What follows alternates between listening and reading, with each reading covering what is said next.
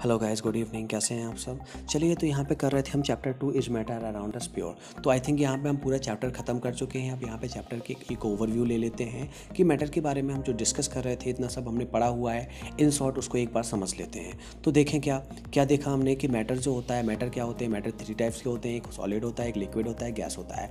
आप solid, liquid, gases तीनों की प्रॉपर्टी भी डिस्कस कर चुके हैं कि सॉलिड की क्या प्रॉपर्टी होती है, लिक्विड की क्या प्रॉपर्टी होती है, गैसेस की क्या प्रॉपर्टी होती है। सॉलिड में क्या होता है? फिक्स वॉल्यूम, फिक्स शेप होता है। अगर लिक्विड की बात करें तो यहाँ पे लिक्विड में शेप फिक्स नहीं होता है, बट वॉल्यूम फिक्स होता है। लेकिन अगर गैसेस की बात करें तो गैस में ना तो फिक्स वॉल्यूम होता है और ना ही फिक्स शेप होता है। ओके, अब मैटर को अगर डिवाइड किया जाए तो मैटर को डिवाइड किया जाता है तो मैटर को दो तरह से डिवाइड, एक तो होता है प्योर सब्सटेंस, एक होता है मिक्सचर। ओके, अब प्योर सब्सटेंस में आते हैं हमारे दो तरह के। कौन कौन सा? एक एलिमेंट और एक कंपाउंड। एक आता है एलिमेंट और एक आता है कंपाउंड। तो एलिमेंट और कंपाउंड के बारे में हमने लास्ट वीडियो में ही काफ़ी कुछ डिस्कस किया था कि एलिमेंट्स जो होते हैं इनको ब्रोक नहीं किया जा सकता है, इनको सिंपलर सब्सटेंस में तोड़ा नहीं जा सकता है, क्योंकि ये एक ही टाइप के होते हैं। लेकिन बात करें अगर कंपाउंड की, तो कंपाउंड में एक फिक्स कंपोजिशन होता है। किसका? एलिमेंट्स का। मतलब एलिमेंट्स से ही मिलके क्या बने होते हैं? हमारे कंपाउंड्स बने होते हैं। ओके, किन से मिलके बने होते हैं? एक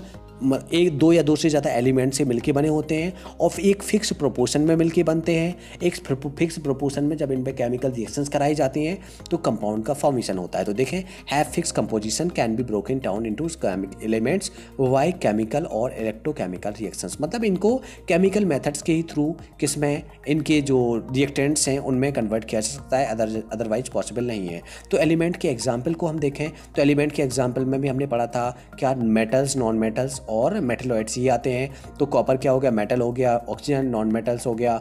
आयरन मेटल हो गया। इस तरह से हाइड्रोजन नॉन मेटल हो गया। मरकरी मेटल हो गया। तो ये एग्जाम्पल हो गए किसके? एलिमेंट्स के। तो एलिमेंट्स में जितने भी मेटल्स हैं वो लिख सकते हैं, नॉन मेटल्स हैं वो लिख सकते हैं, मेटलॉइड्स हैं वो लिख सकते हैं। लेकिन बात करें कंपाउंड की, तो कंपाउंड में क्या होते हैं? ये एलिमेंट से मिलके बनते हैं। जैसे अगर बात करें एग्जाम्पल वाटर, तो वाटर क्या है? हाइड्रोजन ऑक्सीजन का मिक्सचर है। बात करें अगर मीथेन की, तो मीथेन किसका? कार्बन और हाइड्रोजन का मिक्सचर है। कार्बन और हाइड्रोजन का मिक्सचर है। अब बात करें अगर शुगर की, तो कार्बन, हाइड्रोजन, ऑक्सीजन का मिक्सचर क्या होता है? शुगर होता है। ओके, और बात करें सॉल्ट की, तो सॉल्ट क्या होता है? NaCl है। इसमें सोडियम भी है और क्लोरीन भी है। तो यहाँ पे हम देख रहे हैं NaCl जो होता है इसमें NaCl। तो देखो, एक एलिमेंट क्या हो गया? सोडियम हो गया। दूसरा वाला क्या हो गया? क्लोरीन हो गया। तो यहाँ पे क्या? एक एलिमेंट सोडियम, दूसरा एलिमेंट क्या हो गया? क्लोरीन। इन दोनों के एक फिक्स रेशियो में कंपोजिशन के बाद क्या? कंपाउंड का फॉर्मेशन होता है। तो यहाँ पे आप समझ चुके होंगे मैटर में प्योर सब्सटेंस के बारे में जो हम डिस्कस कर रहे थे, एलिमेंट और कंपाउंड। तो यहाँ पे आपका जो एलिमेंट और कंपाउंड से रिलेटेड जो भी क्वेरीज थी वो खत्म हो गई होंगी। अब आ जाते हैं प्योर सब्सटेंस के बाद मिक्सचर पे। अब देखें, आप मिक्सचर की बात करें तो मिक्सचर में कोई फिक्स प्रोपोर्शन नहीं होता है, हम किसी भी अमाउंट में मिला सकते हैं। लाइक हमने क्या लिया? गेहूं के दाने ले लिए, चावल के दाने लिए, उनको मिक्स कर दिया, मिक्सचर बन गया। कितना इजी है मिक्सचर। और अगर उसको सेपरेट करना है तो फिर किसी भी तरह से अगर हम उसको हैंड पिकिंग के थ्रू भी सेपरेट कर सकते हैं, शेविंग के थ्रू भी सेपरेट कर सकते हैं। कई सारे प्रोसीजर होते हैं जो मैंने आपको पहले बताए हुए इस चैप्टर में कि किस तरह से हम मिक्सचर्स को सेपरेट करते हैं। अब बात करें मिक्सचर्स की, तो मिक्सचर दो टाइप के होते हैं, एक होमोजेनस होता है, एक हेटेरोजेनस होता है। तो होमोजेनस की बात करें तो इसका एक यूनिफॉर्म कंपोजिशन होता है, लेकिन अगर हेटेरोजेनस की बात करें तो नॉन यूनिफॉर्म कंपोजिशन होता है। जैसे अगर एग्जाम्पल ले लें तो शुगर इन वाटर कैसा है? होमोजेनस है। तो अगर देखें होमोजेनस मिक्सचर्स को मैंने बताया था कि अगर इनको कुछ टाइम के लिए रख दें तो इनके जो पार्टिकल्स हैं, इनके जो सॉलिड पार्टिकल्स हैं वो क्या नीचे नहीं आते हैं। लेकिन हेटेरोजेनस में क्या होता है कि वो नीचे आ जाते हैं, नीचे सेटल डाउन हो जाते हैं हेटेरोजेनस मिक्सचर्स में।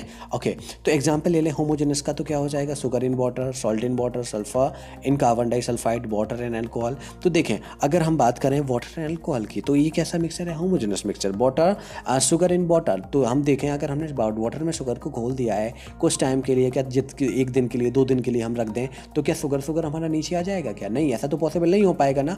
तो इस टाइप का मिक्सचर जो होता है वो क्या कहलाता है? Homogeneous mixture. लेकिन हेटेरोजेनस की बात करें, सैंड एंड सॉल्ट, अगर हमने क्या लिया? सैंड लिया और सॉल्ट लिया। ओके, सैंड और सॉल्ट को क्या कर सकते हैं? हम सेपरेटली अलग अलग कर सकते हैं। शुगर एंड सॉल्ट को लिया तो उसको भी अलग अलग कर सकते हैं। Would, blood, water in oil, ये सारे मिक्सचर जो भी हैं ये कैसे हैं? हेटेरोजेनस मिक्सचर हैं। तो मिक्सचर में हम डिस्कस कर चुके हैं होमोजेनस और हेटेरोजेनस। और अगर प्योर सब्सटेंस की बात करें तो एलिमेंट और कंपाउंड कैसे होते हैं? हमारे प्योर सब्सटेंस होते हैं। तो मैटर की जितने भी टाइप्स में प्योर सब्सटेंस और मिक्सर में एलिमेंट, कंपाउंड, होमोजेनस और हेटेरोजेनस मिक्सर के बारे में यहाँ पे हम डिस्कस कर चुके हैं।